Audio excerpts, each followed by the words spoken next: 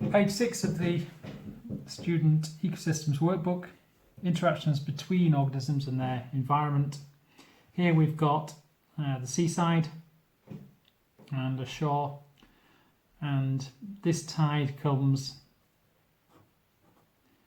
in and out, and so organisms living at the top, in fact that's the intertidal there, so you get splashes of salt water there. Depending on where the tide is, these would be underwater or not. And then as you go deeper into the water, further away from the surface. So stringy seaweeds there. What environmental factor is likely to limit the upper distribution?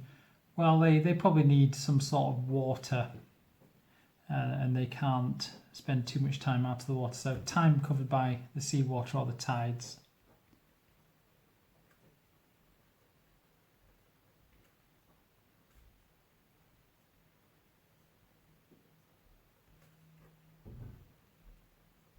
So probably dry out. And then we've got two other organisms to think about: kelp and filter feeders.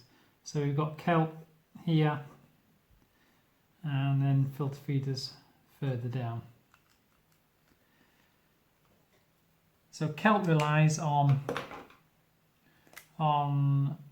sunlight getting down for photosynthesis, as it's a photosynthetic organism. So kelp are photosynthetic, so need light. And as you go further down, more light is absorbed by seawater. So light absorbed by seawater. Whereas these filter feeders at the bottom, they just rely on plankton and bits and pieces floating around, detritus. They don't need the light, so they could be further down. So filter feeders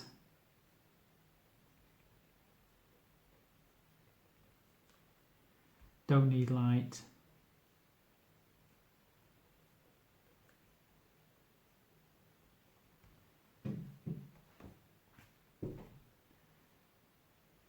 So can be further down.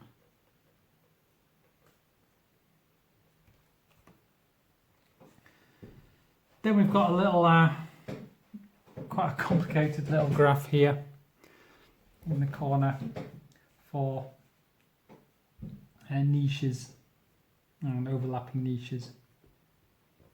So we've got species A. So species A is this graph here, and this is talking about temperature. And so species A can live anywhere in this range of temperature. It can't live at higher temperature. Species A also eats food, and so it can eat smaller items but not the larger items. Species B can live at higher temperatures and eats larger food items.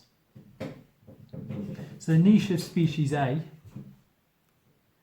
is anywhere that's within the correct temperature.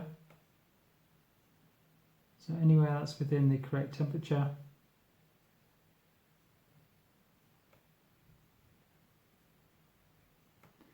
and the correct food.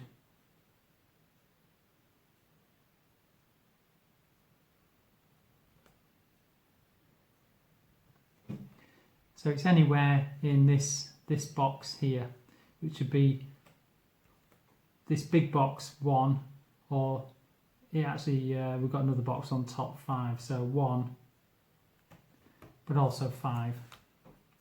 When we do the same for species B, there's a lower limit and a higher limit of species B for temperature, lower limit and higher limit for food, and so species B is in this big box here, which is box 3, but also box 5. So box 5 could have either of these two species. Insects too small for species B and too warm for species A. So size too small for B, so that'll be here.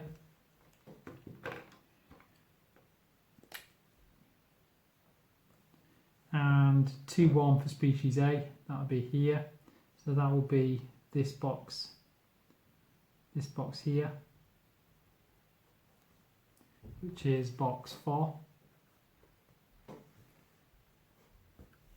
And then insects too large for species A. So species A there, so this is too large here. And too cool for species B. Species B curve there, so that'll be there. So where these two meet, be that box there, which is box 2. A little bit complicated.